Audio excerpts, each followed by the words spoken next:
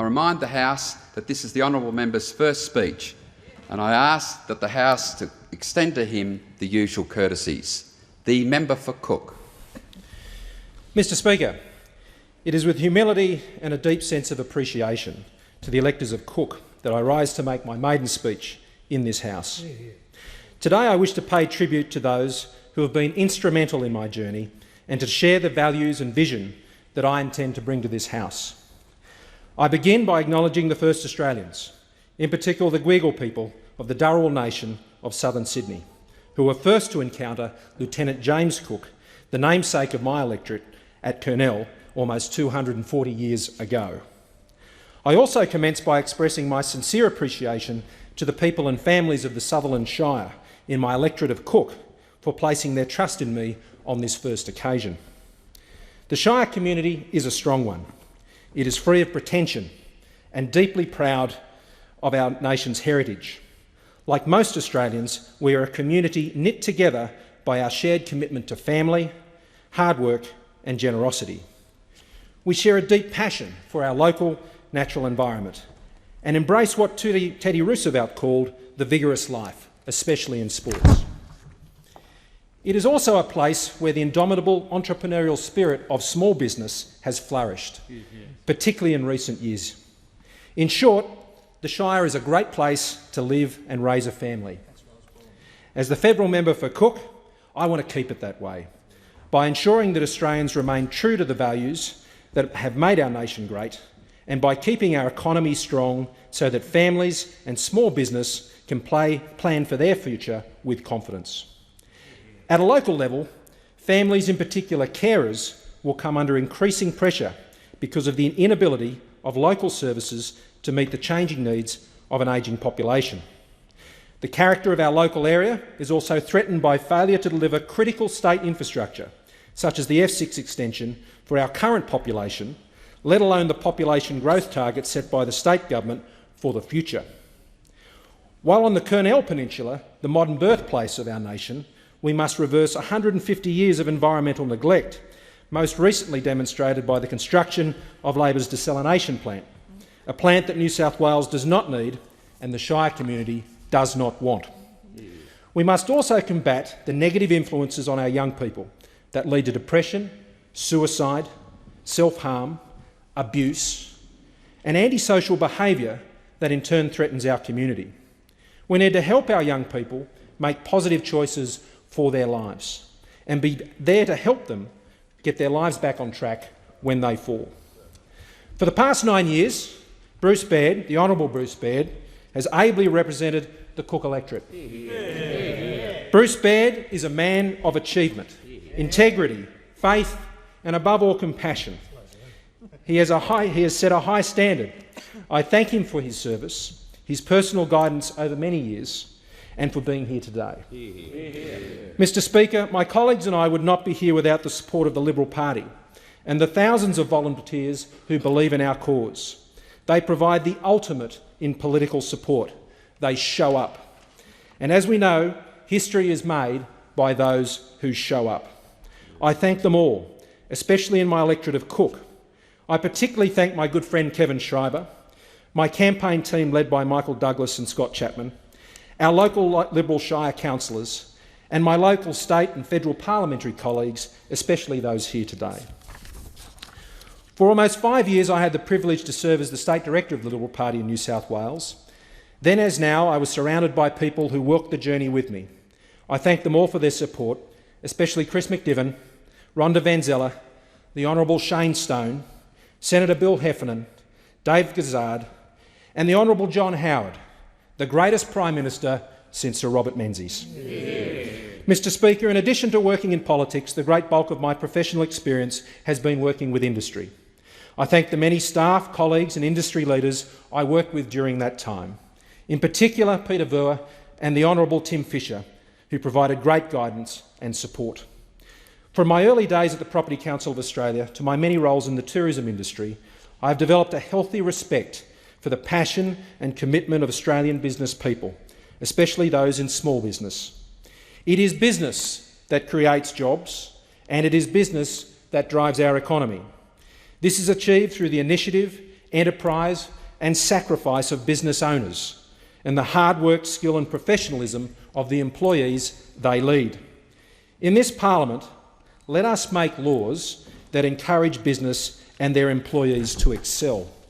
Let us ensure that business is not unreasonably burdened by our efforts, but rather empowered to grow and create more jobs, especially locally. Let us also make sure there are strong incentives as well as protections for all employees, not a one-size-fits-all approach, and ensure we preserve the right of the individual to negotiate their own conditions directly with their employer should they wish to do so. Furthermore, let us acknowledge that we live in a highly competitive global economy and not deceive our constituents that we can tame these forces. Rather, let us protect our way of life by ensuring our economy is strong, equipped and positioned to perform. Mr. Speaker, I turn now to the most significant influences on my life: my family and my faith. Family is the stuff of life, and there is nothing more precious. And I thank my family members here in the gallery today for their support. It is my hope that all Australians could have the same caring and supportive environment that was provided to me by my parents, John and Marion Morrison, and my late grandparents, Marty and Sandy Smith, and Douglas and Noel Morrison, whom I honour in this place today. My parents laid the foundation for my life. Together with my brother Alan, they demonstrated through their actions their Christian faith and the value they placed on public and community service. In our family, it has never been about what you accumulate that matters, but what you contribute. I thank them for their sacrifice, love, and above all, their example. To my wife Jenny, on Valentine's Day, words are not enough. She has loved and supported me in all things and made countless sacrifices consistent with a generous, selfless and caring nature. However, above all, I thank her for her determination to never give up hope for us to have a child. After 14 years of bitter disappointments, God remembered her faithfulness and blessed us with our miracle child, Abby Rose, on the 7th of the 7th of the 7th. To whom I dedicate this speech today in the hope of an even better future for her and her generation. Growing up in a Christian home, I made a commitment to my faith at an early age and have been greatly assisted by the pastoral work of many dedicated church leaders, in particular the Reverend Ray Green and pastors Brian Houston and Lee Coleman. My personal faith, Mr. Speaker, in Jesus Christ is not a political agenda. As Lincoln said, our task is not to claim whether God is on our side, but to pray earnestly that we are on his. For me, faith is personal, but the implications are social. As personal and social responsibility are at the heart of the Christian message. In recent times, it has become fashionable to negatively stereotype those who profess their Christian faith in public life as extreme, and to suggest that such faith has no place in the political debate of this country. This presents a significant challenges for those of us, like my colleague, who seek to follow the example of William Wilberforce or Desmond Tutu to James II. These leaders stood for the immutable truths and principles of the Christian faith. They transformed their nations and indeed the world in the process. More importantly, by following the convictions of their faith, they established and reinforced the principles of our liberal democracy upon which our own nation is built. Mr. Speaker, Australia is not a secular country. It is a free country. This is a nation where you have the freedom to follow any belief system you choose. Secularism is just one. It has no greater claim than any other on our society. As US Senator Joe Lieberman said, the Constitution provides for freedom of religion, not from religion. I believe the same is true in this country. So what values do I derive from my faith? My answer comes from Jeremiah chapter 10 and verse 24. I am the Lord who exercises loving kindness, justice and righteousness on the earth, for I delight in these things, declares the Lord. Loving kindness, justice and righteousness. To act with compassion and kindness, acknowledging our common humanity and to consider the welfare of others. To fight for a fair go, for everyone to fulfil their human potential and to remove whatever unjust obstacles stand in their way, including diminishing their personal responsibility for their own well-being, and to do what's right, to respect the rule of law, the sanctity of human life, and the moral integrity of marriage and the family. We must recognise an unchanging and absolute standard of what is good and what is evil. Desmond Tutu put it this way: we expect Christians to be those who stand up for the truth, to stand up for justice, to stand on the side of the poor and the hungry, the homeless and the naked. And when that happens, then Christians will be trustworthy, believable witnesses. Mr. Speaker, these are my principles. My vision for Australia is for a country, a nation that is strong, prosperous and generous. Strong in our values and our freedoms. Strong in our family and community life. Strong in our sense of nationhood and in the institutions that protect and preserve our democracy. Prosperous in our enterprise and the careful stewardship of our opportunities, our natural environment and our resources. And above all, generous in spirit, to share our good fortune with others, both at home and overseas, out of compassion and a desire for justice. Mr. Speaker, Australia is a strong nation. It is the product of more than 200 years of sacrifice, most significantly by those who have served in our defence forces, both here and overseas, and particularly to those who have fallen, in particular those who have fallen most recently, and to whom I express my profound gratitude. But a strong country is also one that is at peace with its past. I do not share the armband view of history, black or otherwise. I like my history in high definition, widescreen, full vibrant colour. There is no doubt that our Indigenous population has been devastated by the inevitable clash of cultures that came with the arrival of the modern world in 1770 at Kurnell in my electorate. This situation is not the result of any one act, but more than 200 years of shared ignorance, failed policies and failed communities. And we are not alone. Our experience is shared by every other modern nation that began this way. There is much for us all to be sorry for. Sadly, those who will be most sorry are the children growing up in Indigenous communities today, whose life chances are significantly less than the rest of us. We can choose to sit in judgment on previous generations, thinking we would have done it differently. But would we? Hindsight is a wonderful thing. Nor can we compare the world we live in today with the world that framed the policies of previous generations. So let us not judge. Rather, having apologised for our past, as I was proud to do in this place yesterday, let us foster a reconciliation where true forgiveness can emerge, and we work together to remove the disadvantage of our Indigenous communities, not out of a sense of guilt or recompense for past failures, but because it is the humane and right thing to do. Having said this, we cannot allow a national obsession with our past failures to overwhelm our national appetite for celebrating our modern stories of nationhood. We must celebrate our achievements and acknowledge our failures at least in equal measure. We should never feel the need to deny our past to embrace our future. On April 29, 1770, James Cook landed at Kurnell, and so began the modern Australian story. James Cook was a man before his time. He embodied the true spirit of the Enlightenment age. Against a backdrop of brutality and ignorance, he displayed an amazing empathy and respect for his own crew and the people and lands he visited. He should be revered as one of the most significant figures in our national history. On April 29, 2020, we will mark the 250th anniversary of Cook's landing at Kurnell. This should be the most significant national celebration since our bicentenary. This will require federal, state and local government to overcome decades of neglect of the Kurnell Peninsula and a failure to manage the site with the respect it deserves, particularly at the state level. The time has come to truly respect and rehabilitate our nation's birthplace at Kurnell. Mr. Speaker, Australia is a prosperous country. Our prosperity has produced significant dividends in particular jobs for millions of Australians. The reason we have working families in Australia, Mr Speaker, is because they have jobs.